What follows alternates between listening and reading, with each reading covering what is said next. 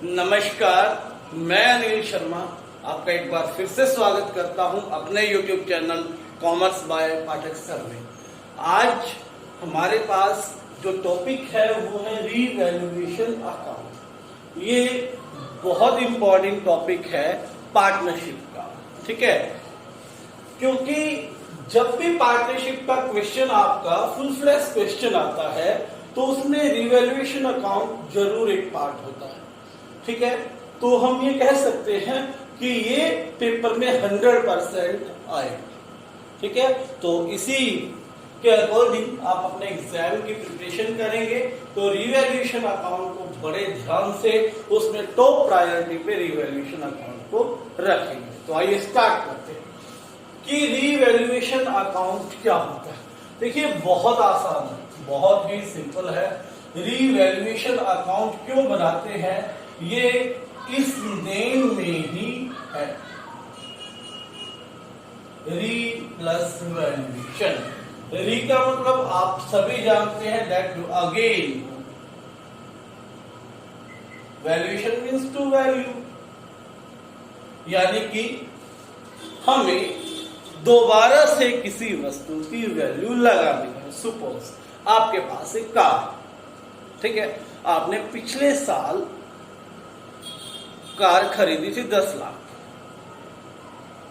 आपके मन में आया एक साल बाद कि मेरी ये कार की वैल्यू कितनी है, तो सिंपली आप कंपनी के पास गए और उससे आपने पूछा कि इस कार की वैल्यू क्या हो अगर मैं आपको ये कार अब वापस सेल करूं। तो वो आपको कहता है 8 लाख रुपए।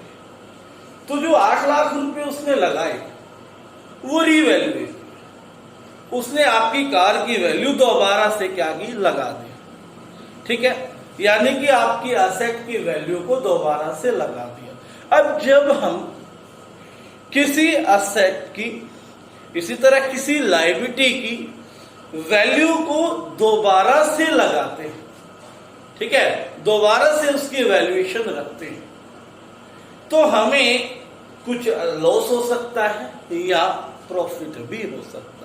जैसे कार के केस में मैंने बात की, 10 लाख की कार आपने खरीदी, कंपनी ने उसकी वैल्यू लगाई 8 लाख, तो 2 लाख रुपए क्या हो गया, लॉस हो गया, ठीक है।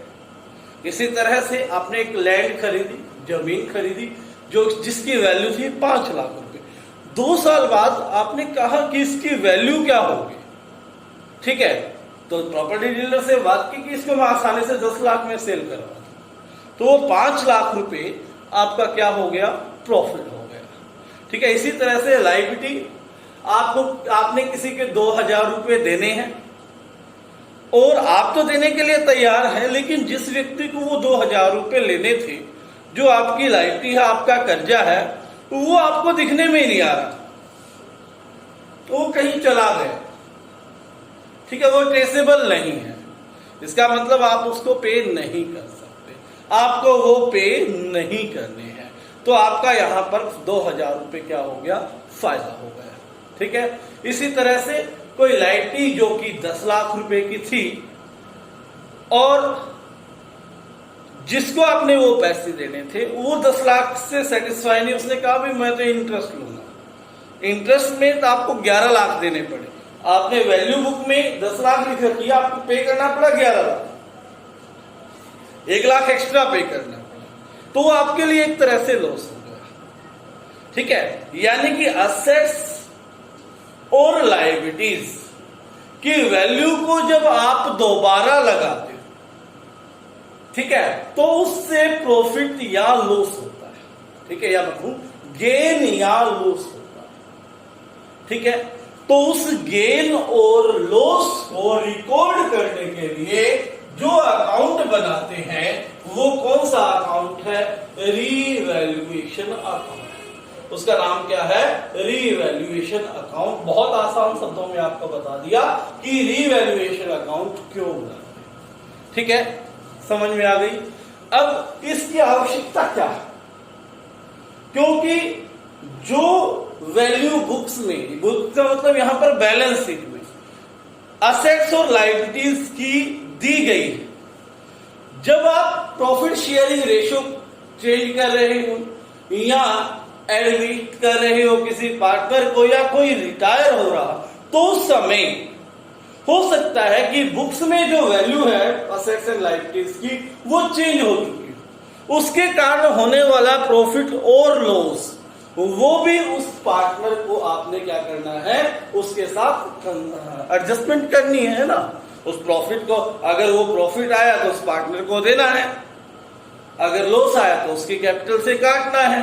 तो इसलिए उस समय हमें वो बनाना पड़ेगा। ठीक है, बात समझ में आ गई होगी ये क्यों बनाते हैं। मैंने कहा कि 31 मार्च या 1 अप्रैल को कोई partner profit sharing ratio change कर रहे हैं या एडमिट कर रहे हैं या रिटायर हो रहे हैं, तो उस समय जो बैलेंस शीट थी उसमें जो असेट्स एंड लायबिलिटीज की वैल्यू है वो वैल्यू ओरिजिनल हो भी सकती है, नहीं भी हो सकती। यानी कि उसमें कुछ चेंज हो सकता है, क्योंकि हिस्टोरिकल वैल्यू पर जैसे लैंड ही आपने 2 लाख में खरीदी हो 10 साल पहले, तो वहां तो 2 लाख की होगी, लेकिन ओरिजिनल वैल्यू उसकी बहुत ज्यादा हो चुकी होगी। तो इस तरह से हमें उस पार्टनर को देने के लिए रीवैल्यूएशन अकाउंट बनाना पड़ेगा। ठीक है, ताकि हम एक्चुअल वैल्यू असेट्स और लायबिलिटीज की निकाल सके। तो इस प्रॉफिट और लॉस को रिकवर करने के लिए, फाइंड आउट करने के लिए एक अकाउंट बनाया जाता है जिसका क्या नाम है, रीवैल्यूएशन अकाउंट। और जिस भी अकाउंट्स का रिलेशन प्रॉफिट और लॉस से हो, जिस भी अकाउंट का संबंध रिलेशन प्रॉफिट और लॉस से हो, तो वो अकाउंट आपको पता होना चाहिए नॉमिनल अकाउंट होता है। कौन सा अकाउंट होता है, नॉमिनल अकाउंट। याद, अब आपने बहुत ही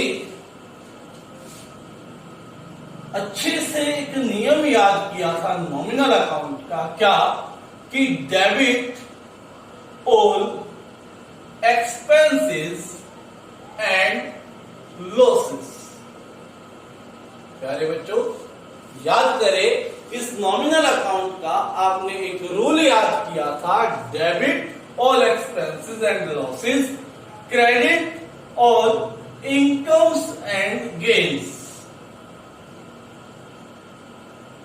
और इवैल्यूएशन करने से हमें लॉसेस और गेन्स मिलेंगे।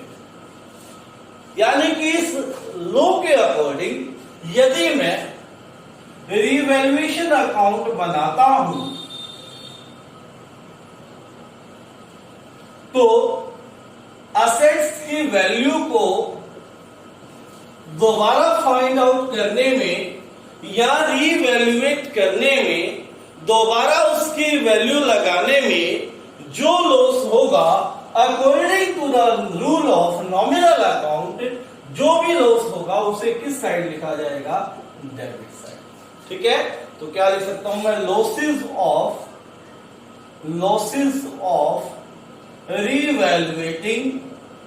reevaluating assets and liabilities। ठीक है, बहुत आसान है, ये बात आप अपने माइंड में सेट करें। ठीक है, उसके बाद जो गेन होगा इसी के according, gain of revaluation of assets and liabilities कहां आना चाहिए, क्रेडिट साइड। ठीक है, समझ में आ गई। तो ये किसके अकॉर्डिंग हुआ, इस नॉमिनल अकाउंट के लॉ के। अब आपकी बुक में जो ट्रांजेक्शंस दिए उसके अकॉर्डिंग हम रीवैल्यूएशन अकाउंट बनाएंगे। ठीक है, उससे पहले मैं आपको कुछ बता देता हूं। नंबर 1, असेट्स हैं आप, सपोज है असेट है कार, या मैं कहूं लैंड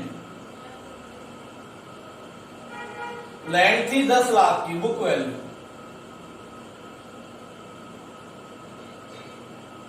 वैल्यू, अब इसको इंक्रीज कर देते हैं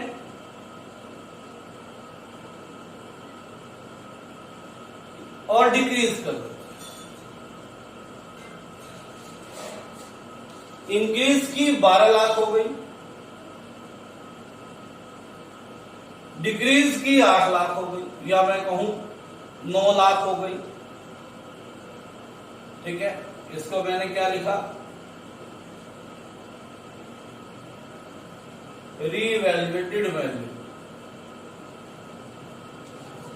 ठीक है, जो वैल्यू रीवैल्यू करने से आई, 10 लाख क्या थी बुक वैल्यू।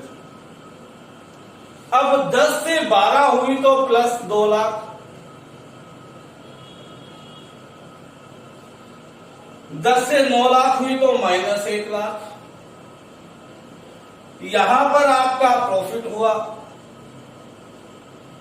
यहां पर आपका लॉस हुआ, या मैं इसे कहूं गेन हुआ। ठीक है, तो अब देखिए यहां से फाइंड आउट क्या हुआ कि जब असेट इंक्रीज होती है, जब असेट इंक्रीज होती है तो हमें क्या करना है, बहुत सिंपल है।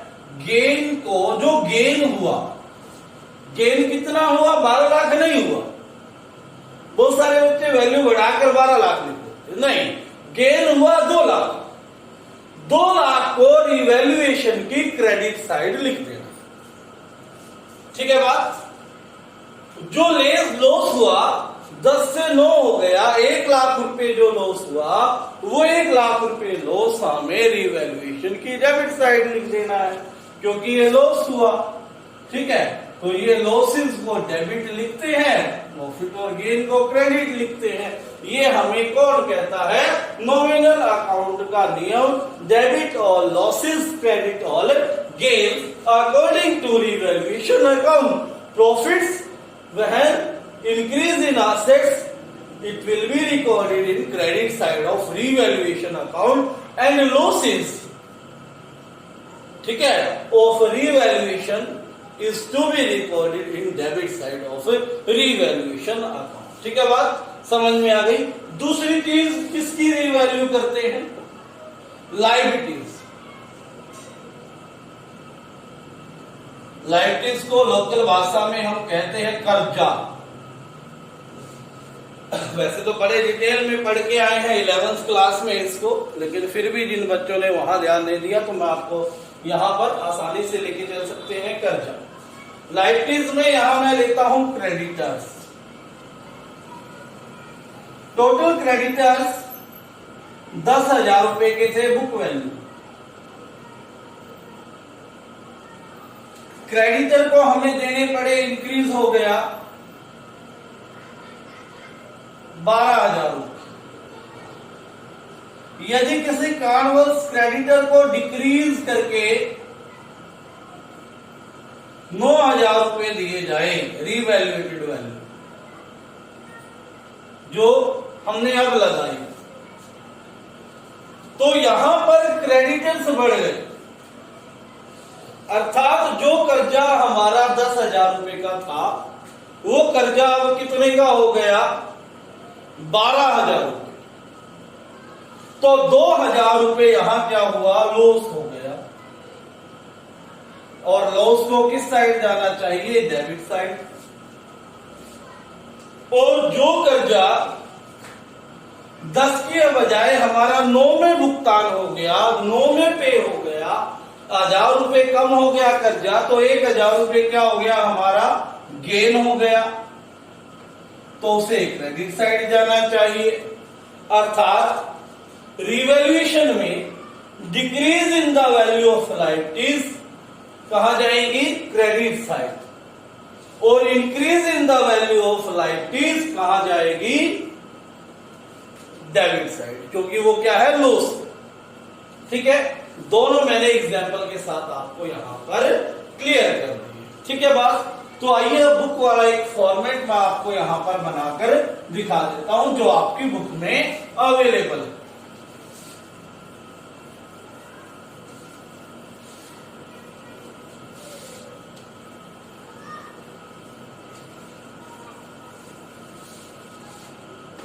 रिवैल्यूएशन अकाउंट,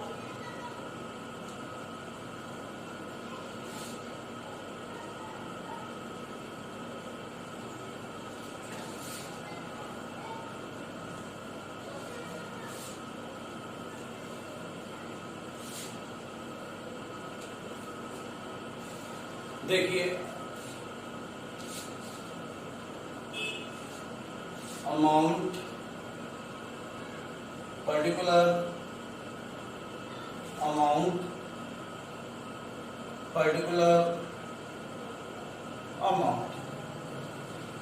डेट भी डाल सकते हो चाहो तो, बाकी आवश्यकता नहीं। तो क्या होगा, to decrease in sundry assets, जब एसेट्स डिक्रीज होंगी तो debit side, increase in sundry liabilities, जब लायबिलिटीज बढ़ेंगी तो लॉस होगा, तो वो भी क्या होगा, डेबिट। इधर क्या आएगा, इसका ऑपोजिट, बाय इंक्रीज इन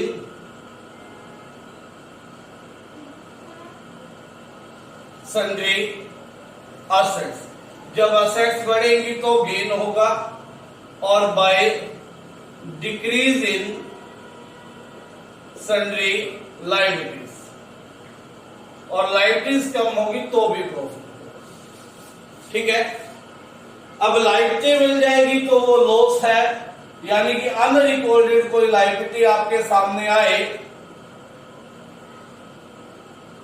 ठीक है, जैसे कई बार वो कहेगा कि आउटस्टैंडिंग रेंट है एक जो कि रिकॉर्ड नहीं हुआ, या कोई कह देगा प्रोविजन फॉर रिपेयर, ठीक है, इस तरह की कुछ लायबिलिटीज दे देता है जो पहले बुक में नहीं है, अब रिकॉर्ड करनी है, तो वो नहीं मिल गई, एक तरह से लायबिलिटी इंक्रीज हो गई, तो वो लॉस हो जाएगा। ठीक है, और उसको कहां लिखेंगे, डेबिट साइड। इसी तरह से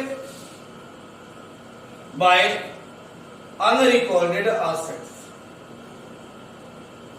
कोई एसेट मिल जाए जो पहले हमने रिकॉर्ड नहीं की थी, बैलेंस शीट में लिखा ही नहीं, हमारे पास एक मोटर बाइक थी 15,000 रुपए की, अब बैलेंस शीट में लिखना है, तो बैलेंस शीट के लिए तो 15,000 आए हैं, तो इंक्रीज हो गई एसेट्स में, तो इंक्रीज हो गई तो उसे किस साइड लिख देंगे, क्रेडिट साइड, दोनों साइड का टोटल करेंगे।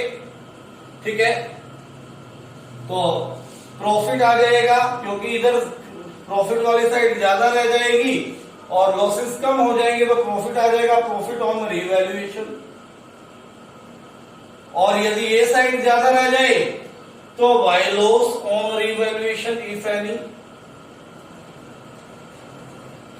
ठीक है, लेकिन बढ़ेंगे किसमें, ओल्ड रेशो में। याद रखें, रिवैल्यूएशन अकाउंट का डिस्ट्रीब्यूशन जब होता है ओल्ड रेशो में होता है। ठीक है, डिस्ट्रीब्यूशन ओल्ड रेशो में करना है, रिवैल्यूएशन का जो प्रॉफिट या लॉस आता है। ठीक हो गई बात। इसका एग्जाम्पल करेंगे एक दो कल वाले वीडियो में। ये मैंने आपको थ्योरेटिकल समझा दिया पूरा, तो उम्मीद करता हूं आप इसको ध्यान से देखेंगे, एक एक चीज इसकी समझ लेंगे। ठीक है बाब, आज के लिए इतना ही।